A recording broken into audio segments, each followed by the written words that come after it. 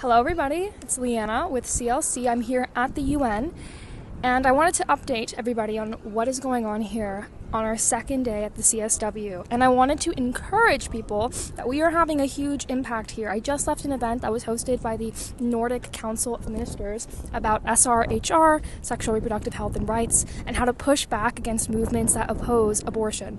And there were a number of speakers. One of them actually even suggested that legislation against hate speech needs to be strengthened, so freedom of speech needs to be infringed upon, yada yada yada. Lots of controversial and, in my opinion, radical propositions.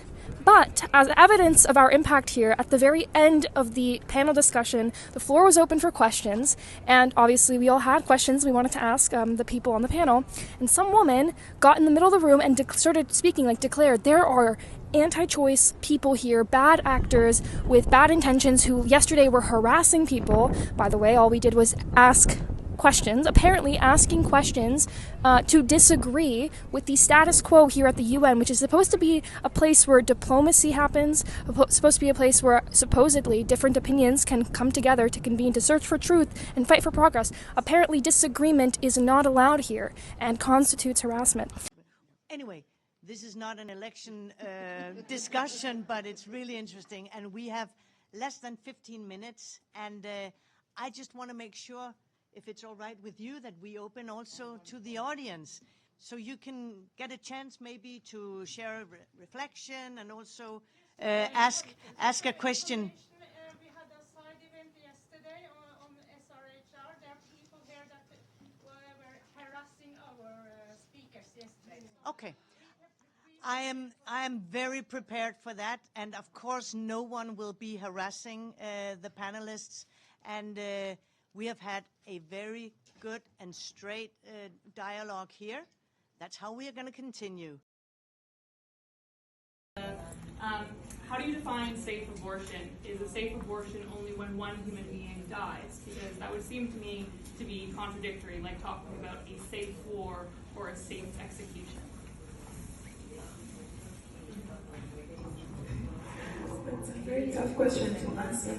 First of all, you put me into a tight spot. One, as a feminist, but also, because of the reservations from the country that I come from. But I would define safe abortion as the right for the woman to, number one, to make that choice, but also for her health to be put first. Yeah. Thank you so much for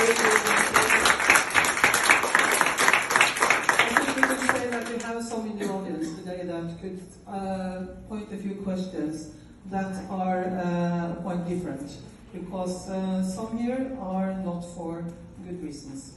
So if you want to answer in the panel, that's okay, but if you don't want to answer, don't answer. Next question. Hello, my name is Gideon. I'm also from Canada.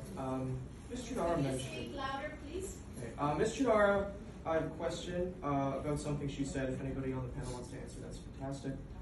Why do you feel the need to categorize abortion as maternal health care, when abortion as a practice does not target the mother, but the child in utero? I think and we don't want to necessitates the killing of answer such that. child. If you can sit down, please, or go out. If each of us are human rights champions, as you would say, Sit should down we not or defend the go rights of all outside. humans? Sit down or Go go outside. outside. Thank you.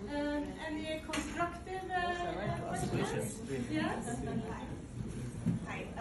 So, all that to say, I've never seen this sort of backlash here. I mean, I just came here last year, but it just goes to show the impact that just asking questions, just being different, different-minded, and being bold, being confident, and yet civil in your disagreement, the impact that can have. So let that encourage you, and please keep us in our prayers as we continue on at the CSW to be a voice for the voiceless for the rest of the week.